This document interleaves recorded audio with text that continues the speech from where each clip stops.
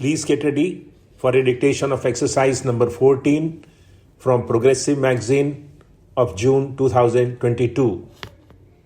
5 seconds.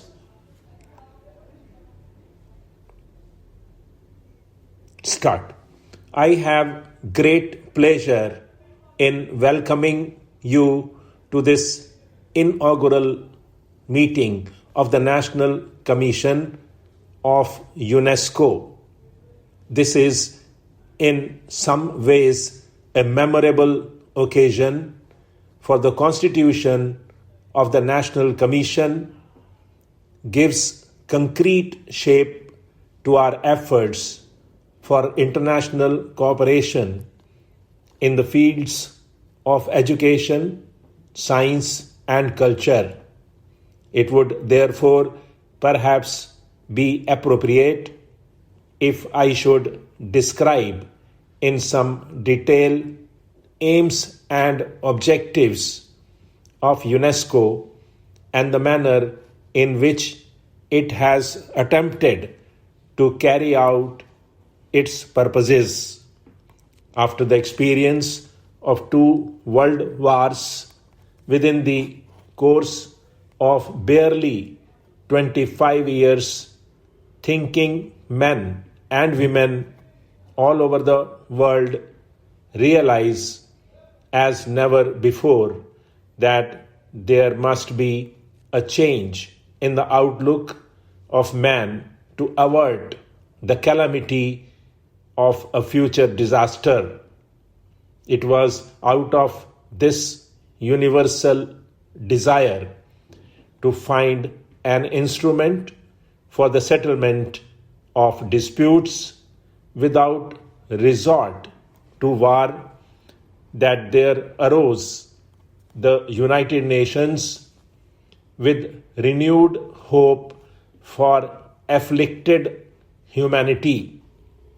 All conflicts have their ultimate origin in the mind of man, and it was felt that unless the causes of fear, suspicion, distress, and jealousy could be eradicated from human minds, no efforts by politicians and statesmen could remove the possibility of future wars. At the time of the preliminary discussions for setting up a United Nations organization, it was therefore decided that there should also be an organization for promoting closer collaboration among different peoples of the world in the fields of education, science, and culture.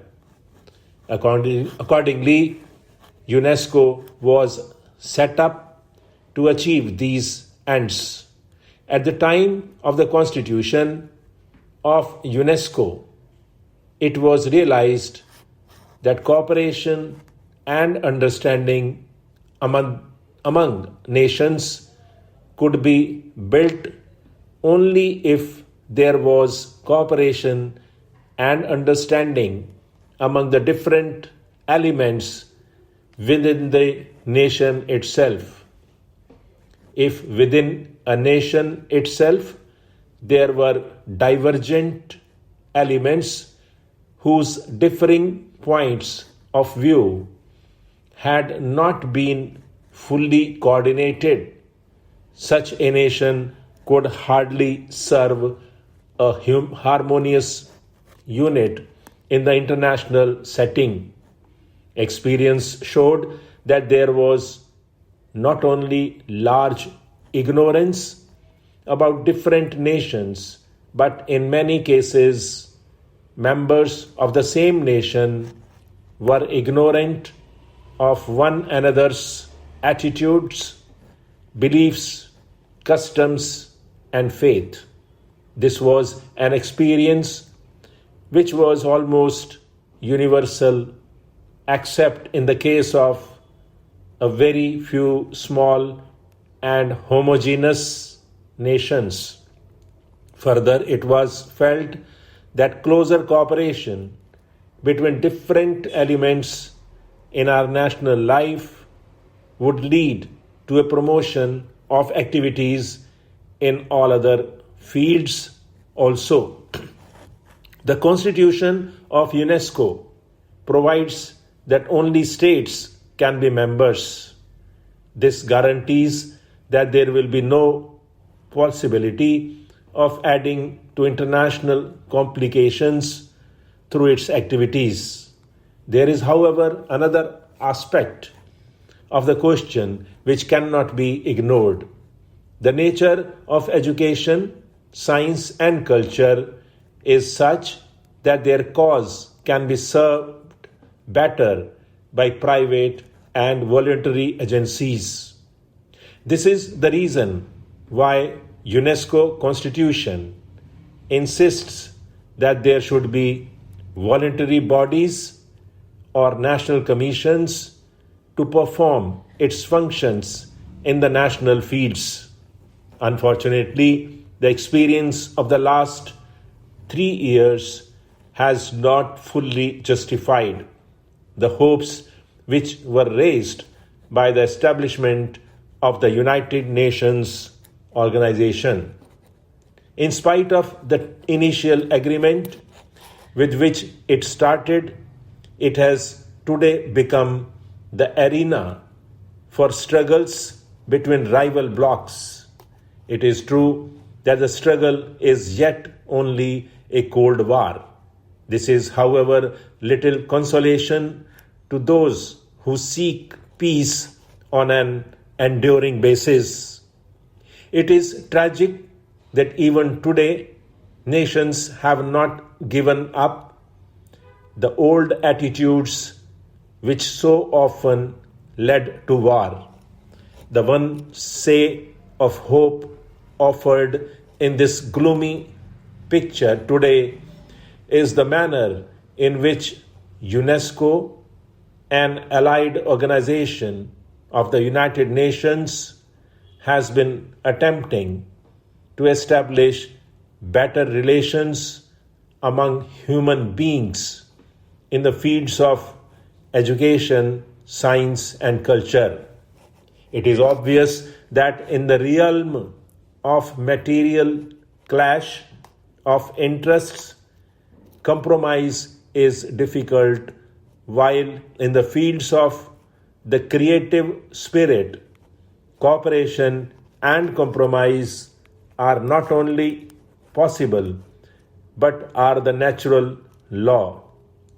The division of material wealth leads to a diminution in its quantity, while the distribution of spiritual wealth leads to mutual enrichment. UNESCO has also rightly recognized that all conflicts, even in the material field, have their ultimate origin in the mind of man. It was therefore felt that unless the causes of fear, suspicion, distress, and jealousy could be eradicated from the human mind, no efforts by the politicians and statesmen alone could remove the possibility of future conflicts.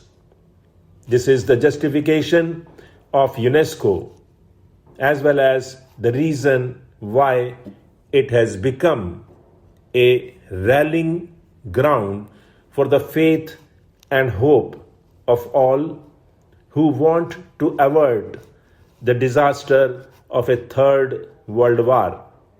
In its brief life of 3 years, UNESCO has already made considerable progress towards the achievement of its objects. The very fact of associating together a large number of people of different nations with marked differences in language, background, social habits, and outlook is a considerable achievement.